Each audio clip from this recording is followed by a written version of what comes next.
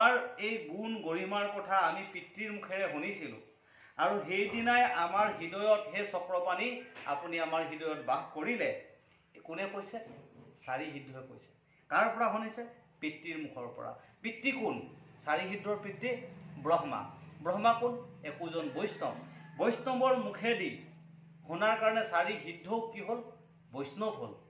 এতিয়া সেইকাৰণে কৈছে যে আদি গুৰু পিতৃ মাতৃ। পিতৃ মাতৃয়ে একোজন পবিত্ৰবান পিতৃ মাতৃ হ'ব লাগিব আৰু সেই পিতৃ মাতৃ পবিত্ৰবান পিতৃ মাতৃ যদি হয় সন্তানো পবিত্ৰ হ'ব।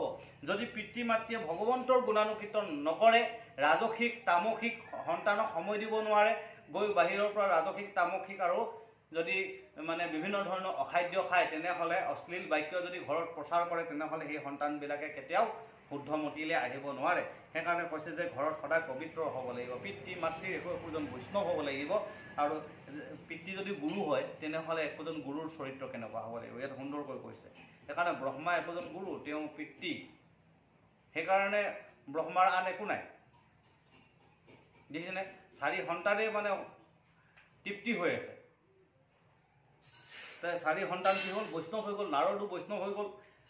ভাবকচোন, মহাদেৱ শিৱও বৈষ্ণৱ হৈ গ'ল। সেইকাৰণে কি হৈ আছে? ব্ৰহ্মা একোজন পিতৃ, পবিত্ৰ পিতৃ। এইটো কথা কৈছে যে বাপেক সেইকাৰণে সদায় ল'ৰা ছোৱালীৰ আগত পবিত্ৰবান পিতৃ হ'ব লাগে, ধাৰ্মিকবান পিতৃ হ'ব লাগে। তেনেহ'লে নামঘৰলৈ বা পবিত্ৰ স্থানলৈ আনিব লাগে, গুণী জ্ঞানীৰ ওচৰত আশ্ৰয় ল'ব লাগে বাপেকেও।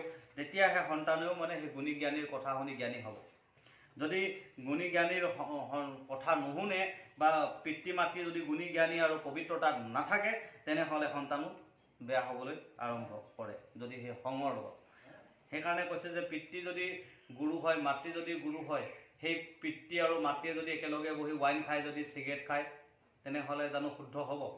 গুৰু যদি হয়, গুৰুৰ মৰ্যাদা বচাই চলিব লাগে। আজিকালিতো দ্বিতীয় গুৰু আৰু গুৰুৱে, আদি গুৰু আৰু অনাদি গুৰু দুয়ো একেলগে বহি পেলাই ঘৰত বোলে পাৰ্টি, হেপী বাৰ্থডে আছে ছোৱালীজনী, আহিব ছাৰ, আহিব আমাৰ গৃহতে। হেপী বাৰ্থডে খাবলৈ আহিলে, একেলগে মাছে মঙহে ইত্যাদিয়ে পূৰা আনিলে, একেলগে খালে। দুই গুৰু নষ্ট বৰ্তমান যুগত প্ৰায় হৈ আছে এনেকুৱা। সেইকাৰণে আজি ছাত্ৰ ছাত্ৰীও মানে শিক্ষকক মানে নমুনা হৈ গ'ল। কিয় নমুনা হৈ গৈছে? একোজন শিক্ষক বা গুৰু কেনেকুৱা হ'ব লাগিব, যে নিজক যদি গুৰু সজাবলৈ যায়, তেনেহ'লে সেই গুৰুৰ চৰিত্ৰ কেনেকুৱা হ'ব লাগিব, ছাত্ৰ ছাত্ৰীৰ আগত সেই গুৰুজনে কেনেকৈ থাকিব লাগিব, ছাত্ৰ ছাত্ৰীৰ ঘৰত গৈ এই মানে এইবিলাক মানে অখাদ্য খাব নালাগিব পিতৃ মাতৃৰ লগত। দুই গুৰুৱে যদি বেয়া হৈ যায় কেনেকৈ হ'ব? আৰু বৰ্তমান সময়তো তিনি গুৰু